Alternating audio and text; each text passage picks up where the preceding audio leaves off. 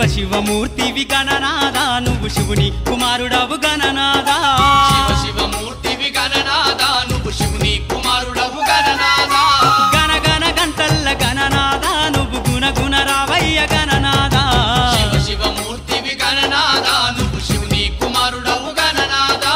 శివ శివమూర్తివి గణనాదా నువ్వు శివుని కుమారుడవు గణనాదా